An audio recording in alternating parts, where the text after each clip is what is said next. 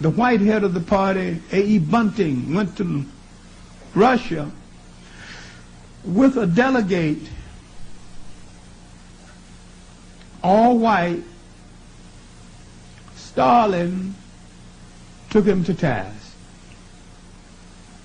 Stalin wouldn't even shake his hand. How are we going to unify? How are we going to have a great party in South Africa? You haven't even got a single African delegate. The next time he went to Russia, he took Champion. Tall Zulu, 6'7", I mean just a magnificent statue of a man. He only died about 7 years ago. He was 97.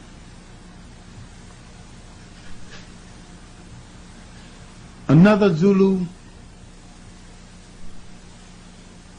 taken with South African acceptance, taken with his acceptance by the Boers, went to University of Witwatersrand.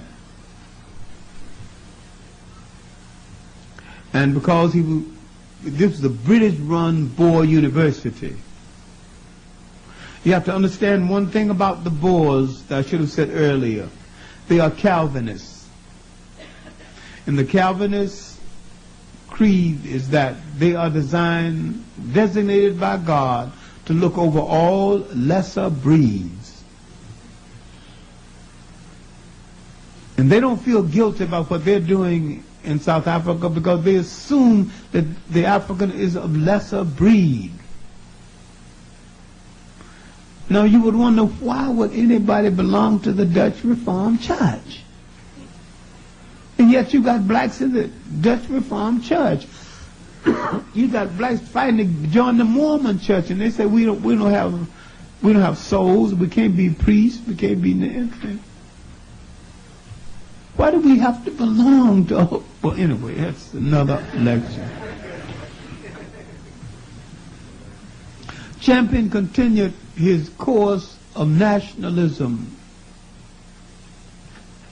Many times when this course did not go well later on,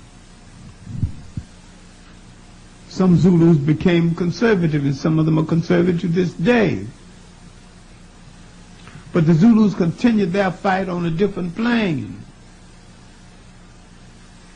When Mahatma Gandhi was in South Africa, he started a fight to unify everybody except the blacks.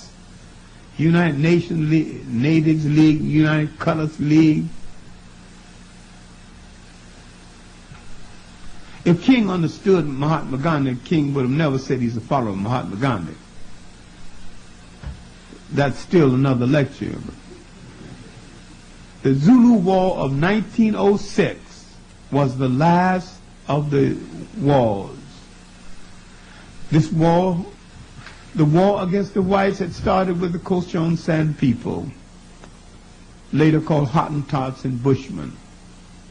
They fought 11 wars against the Boers, called Kaffa Wars. Gave a splendid account of themselves. One group was almost destroyed, but they did give a good account of themselves. This before the Zulu Wars. The Zulu Wars of consolidation, then the Zulu Wars of resistance. Chaka was fighting the Zulu Wars of consolidation, trying to bring all Africans together to save them from the domination of the whites. Dingaan started the Zulu Wars of resistance. You must be very clear on these wars. And as a result of the Zulu Wars of resistance, the British tightened things in South Africa. All right, after 1906, the stringent laws, the beginning of past laws, was so hard on people in South Africa. The trade union movement, the white trade union movement in South Africa began to bar Africans, still do. Now the Africans had to take on a new organizational structure. A great Zulu John L. Dubé, the grand uncle of the Ernest Fred Dubé, who's having the problem at Stony Brook. At Westwater Strand